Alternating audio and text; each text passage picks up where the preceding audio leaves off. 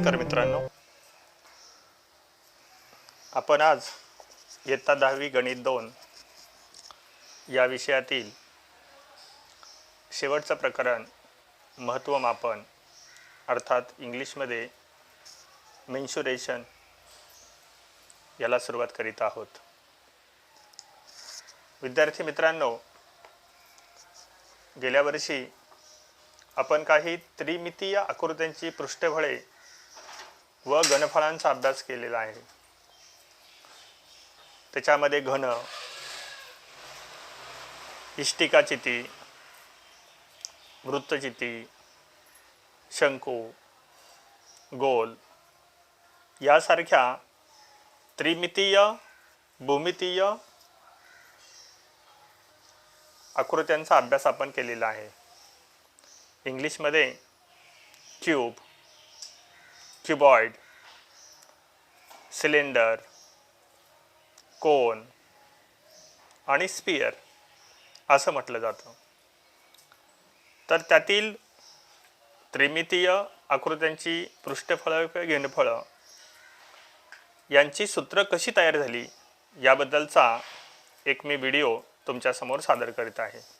सूत्र पाठ करण्याचा प्रश्न येणार नाही आणि म्हणून मी आता घनाचे उभे पृष्ठफळ, घनाचे एकूण पृष्ठफळ आणि घनाचे घनफळ किंवा इंग्रजीमध्ये vertical surface area of cube, total surface area of cube and volume of cube.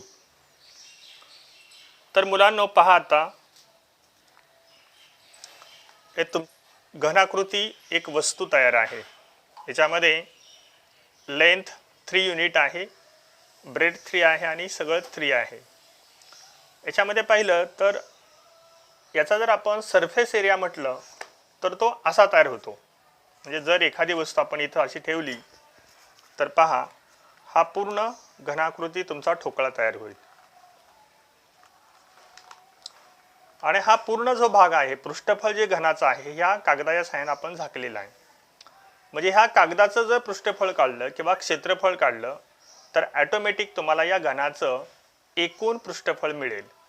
तर बघूया आपण घनाचे एकूण पृष्ठफळ किंवा total surface area of cube काय असतो. तो तळाचं क्षेत्रफळ आपल्याला काढायचं आहे.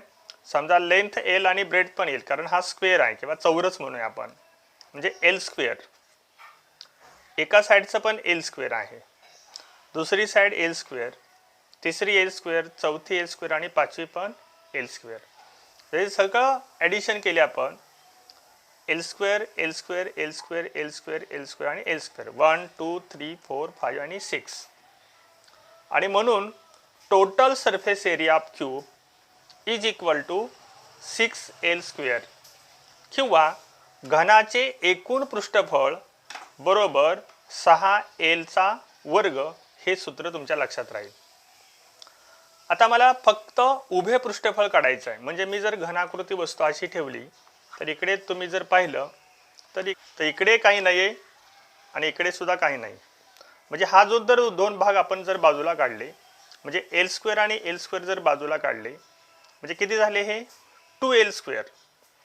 म्हणजे फक्त हा L square, L square, L square आणि एल म्हणजे 4 एल स्क्वेअर येईल. याचा अर्थ घनाचं फक्त उभं पृष्ठफळ काढलं, म्हणजे घन जर असा वस्तू ठेवली आपण, वरचा घ्यायचा नाही आणि तळाचा घ्यायचा नाही, तर 1 2 3 आणि 4 बाजू फक्त आपण घ्यायच्या, 4 पृष्ठभाग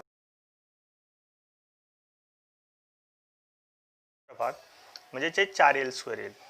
मग पुन्हा एकदा बघा, घनाचे उभे पृष्ठफळ बरोबर 4 एल वर्ग किंवा इंग्रजीमध्ये vertical surface area of cube is equal to 4 L square.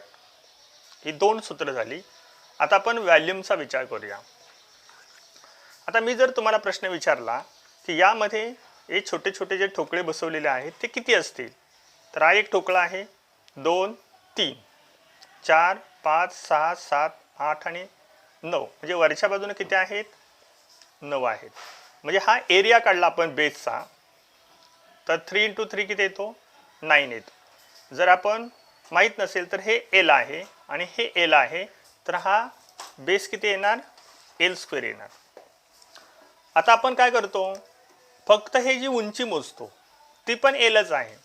म्हणजे हे एल स्क्वेअर, पायाचं क्षेत्रफळ एल स्क्वेअर आणि उंची पण एल आहे, म्हणजे L square into L, L cube होणार. पायाचं क्षेत्रफळ एल वर्ग आणि उंची एल याला जर आपण गुणाकार केला तर एल क्यूब येणार. याचा अर्थ हे घनफळ झालं. याचं घनाचे घनफळ बरोबर एलचा घन, किंवा इंग्लिशमध्ये volume of cube is equal to L cube. कोणत्याही वस्तूचं घनफळ काढण्यासाठी पायाचं क्षेत्रफळ काढायचं, म्हणजे हा पाया, त्याचं एल स्क्वेअर आणि उंचीनं मोजायचं, म्हणजे L square into L, L cube. तर या पद्धतीनं 3 सूत्र लक्षात ठेवा.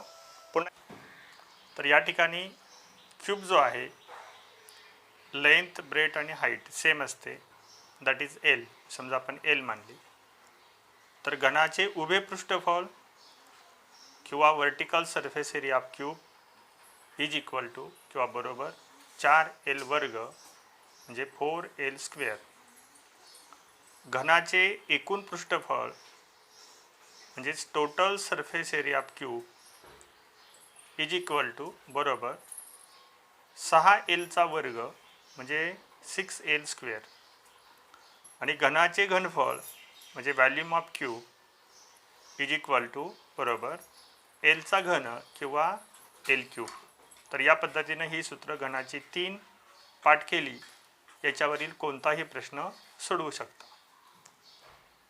नमस्कार विद्यार्थी मित्रांनो, आता आपण दुसरी त्रिमितीय आकृती बघणार आहोत. त्याचं नाव आहे इष्टिकाचिती किंवा इंग्लिशमध्ये कीबॉर्ड असं म्हटलं जातं. तर हा कीबॉर्ड आहे.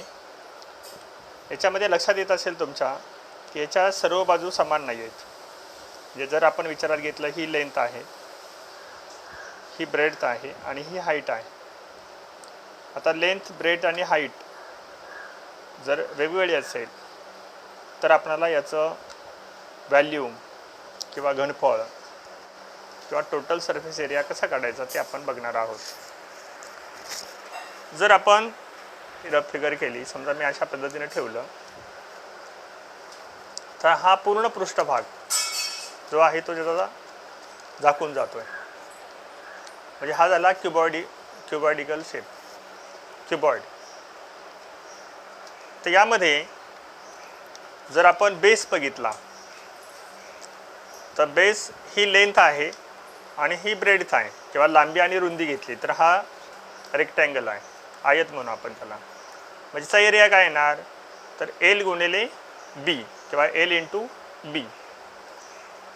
त्याचबरोबर जर आपण दुसरा रेक्टँगल घेतला बाजूची साईड, तर ही हाईट येते.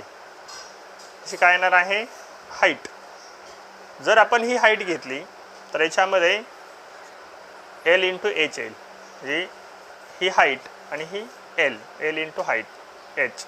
इकडे पण एल इंटू एच, कारण दोन्ही बाजूला ही हाईट येते. त्यानंतर ही साईड आपण घेतली तर ही हाईट येते आणि ही ब्रेड्थ येते, म्हणजे बी इंटू एच. इकडे ही बी इंटू एच, म्हणजे हे दोन्ही क्षेत्रफळ समान आहेत. बी इंटू एच, बी इंटू एच, म्हणजे किती वेळा झालं ते 2 टाइम्स बी इंटू एच. हे पण एल इंटू एच आहे आणि एल इंटू एच, म्हणजे किती झाले 2 टाइम्स एल इंटू एच. इथं एल इंटू बी आणि हे सुद्धा वरचा येणारा सुद्धा एल इंटू बी आहे. म्हणजे हा आणि हा एरिया सेम आहे, एल इंटू बी, एल इंटू बी. याचा अर्थ इथं एकूण 6 पृष्ठ आहेत, त्याच्यामध्ये 2-2 सारखे आहेत. बघा, हे 2 वेळा आहेत, हे 2 वेळा आहेत आणि हे 2 वेळा आहेत. याचा अर्थ याचा टोटल सरफेस एरिया किंवा एकूण पृष्ठफळ जो आहे ते कसं येणार, 2 times L into B plus 2 times L into H plus 2 times B into H. म्हणजे थोडक्यात असं येतं ते ना. बघा, total surface area of cuboid किंवा घनाचे इष्टिकाचितीचे एकूण पृष्ठफळ बरोबर 2 कंसात एल गुणिले बी अधिक बी गुणिले एच अधिक एल गुणिले एच आणि कंस पूर्ण. पुन्हा एकदा इंग्लिशमध्ये बघा, total surface area of cuboid is equal to 2 into bracket L into B plus B into H plus L into H bracket complete. तर हे टोटल सरफेस एरिया. आता आपण वर्टिकल सरफेस एरिया किंवा उभे पृष्ठफळ काढू. इथं आपण बेस विचारात घ्यायचा नाही. म्हणजे हा जर आपण बेस जर विचारात नाही घेतला तर फक्त उभे पृष्ठफळ.